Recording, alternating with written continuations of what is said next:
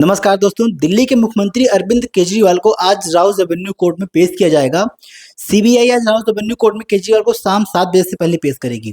दिलचस्प बात तो यह है कि केजरीवाल लगातार 3 दिन तक सीबीआई की हिरासत में थे, लेकिन दिलचस्प बात तो यह है कि अरविंद केजरीवाल ने सीबीआई को क्या-क्या जानकारियां दी हैं।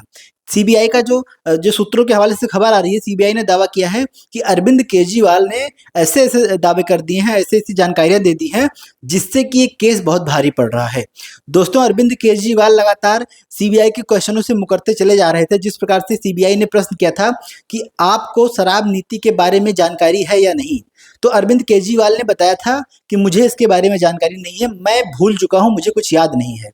फिर ऐसे में अरविंद केजरीवाल, अगर आपको शराब नीति के बारे में जानकारी नहीं थी, तो फिर ये नीति किस प्रकार से दिल्ली में लागू हो गई, किस प्रकार से टेंडर भी बाँट दिए गए, दक्षिण की कंपनियों के साथ संबंध भी स्थापित कर लिया गया, नीति लागू होने से पहले उनको कागजात दे दिए गए, ओबराय होटल में कैसे लोग रुक गए, कैसे वहाँ पे पैसों का लेन-देन, पैसों की बात हुई, इन सब प्रश्नों पे सीबीआई ने लंबा-लंबा प्रश्न खड़ा किया है और ऐसे में अरविंद केजरीवाल फँसते हुए नज़र आए हैं। दोस्तों, आपको बता दें, अरविंद केजरीवाल सीबीआई के सारे प्रश्नों से बचते हुए नजर आए, लेकिन सीबीआई जो है वो जानती है कि किससे कैसे क्या उगलवाना है, कैसे क्या निकलवाना है। जब सबूतों से अरविंद केजरीवाल का आमना-सामना हुआ, तो ऐसे में अरविंद केजरीवाल की तबीयत खराब हो गई। तबीयत तो इनकी हरदम खराब हो जाती है। जब राउज एवेन्यू कोर्ट में पेश हुए थे, खड़े हुए थे, तब वहाँ पे भी इनकी तबीयत खराब हो गई थी। जेल में होते हैं तो इनका शुगर लेवल, कीटोन लेवल गड़बड़ हो जाता है, वजन कम हो जाता है। सुनीता भाभी ने मांग की थी कि अरविंद केजरीवाल को बेल्ट उपलब्ध करवा दिया जाए, क्योंकि बहुत कमजोर हो गए हैं, पतलून अब रुकती नहीं है कमर पे।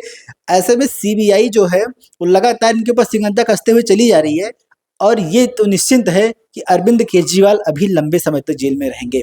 फिलहाल आज सीबीआई राउज एवेन्यू कोर्ट से मांग करेगी कि ये जो न्यायिक हिरासत है ये और बढ़ा दी जाए, कम से कम उनको कुछ दिनों का समय और दिया जाए।